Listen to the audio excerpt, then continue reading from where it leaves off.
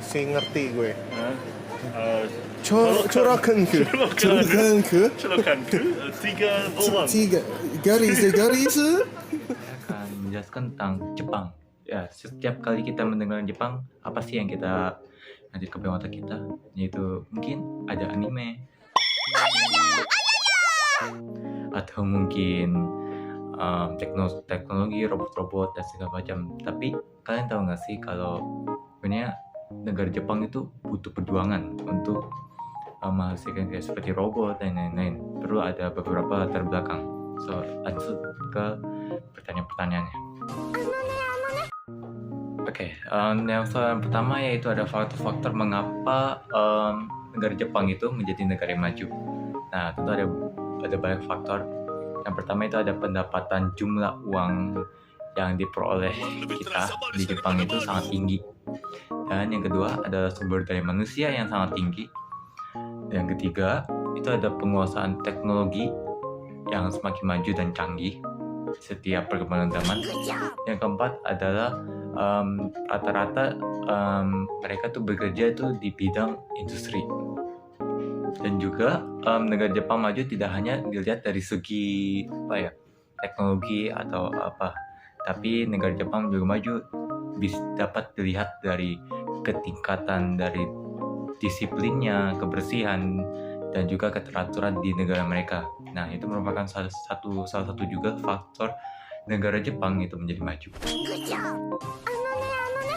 Oke, lanjut ke persoalan kedua, yaitu jelaskan peristiwa mengapa negara Jepang itu dari awal tertutup menjadi negara terbuka. Nah, jadi ini sebenarnya disebabkan oleh peristiwa restorisasi oleh Meiji pada tahun 1866 sampai 1869.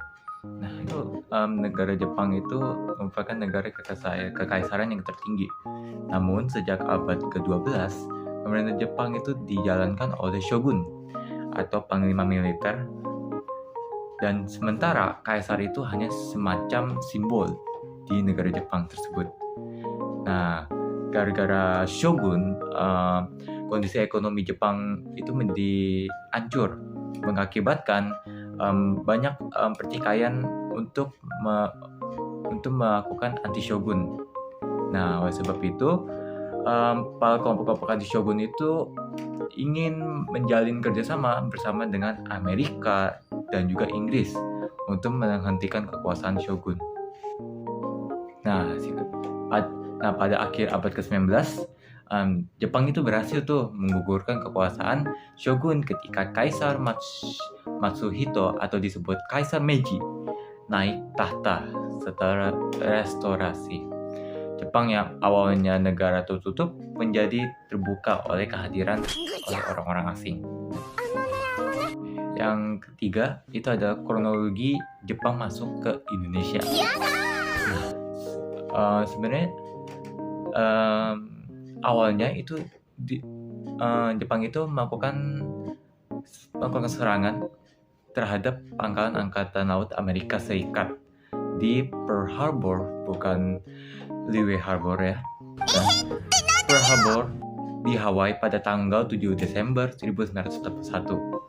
Selain itu, Jepang melanjutkan perjalanannya ke utara dan mereka berhasil mendarat pada 1 Maret. Nah, tempat-tempat Jepang mendarat itu ada 3, yaitu yang pertama itu ada Teluk Banten, yang kedua itu ada Eretan Wetan atau disebut dengan Jawa Barat, yang ketiga ada Kragan atau disebut dengan Jawa Tengah. Nah, lanjut ke persoalan keempat, ini berhubungan dengan yang soal yang ketiga. Apa sih pandangan Indonesia terhadap kehadiran Jepang? Nah, Indonesia menyambut Jepang itu sangat baik dan memiliki image yang sangat beruntung, bersukacita lah. Nah, mengapa demikian? Karena Jepang itu memberitahu ke Indonesia bahwa dia akan melindungi dari penjajahan-penjajahan yang ingin menjajah Indonesia atau melindungi dari penjajah-penjajah seperti Belanda dan lain-lain. Nah, muncullah slogan-slogan yang disebut sebagai 3A. Nah, apa aja sih itu 3A? Yang pertama 3A itu adalah Nippon Cahaya Asia, Nippon Pelindung Asia, dan Nippon Pemimpin Asia. Nah, Nippon tersebut itu ada Jepang. Nah, jadi itu merupakan pandangan Indonesia terhadap kehadiran Jepang. Nah, yang terakhir itu adalah kenapa sih Jepang itu membentuk pemerintahan sipil di Indonesia. Jadi pada Agustus tahun 1942, nah itu dikeluarkan tuh UU nomor 27 tentang aturan pemerintahan daerah, dan UU nomor 28 itu tentang aturan pemerintahan Shu dan Tokubetsushi. Nah, pemerintahan sipil Jepang itu membagi Pulau Jawa dan Madura, nah kecuali Surakarta dan Yogyakarta, yang itu ke dalam Shu itu keresidenan, Hi itu kota praja, Ken itu kabupaten, Gun itu kewadenan, Son kecamatan, dan terakhir ada Ku itu disebut desa. Sekian dari video saya ucapkan terima kasih dan selamat siang.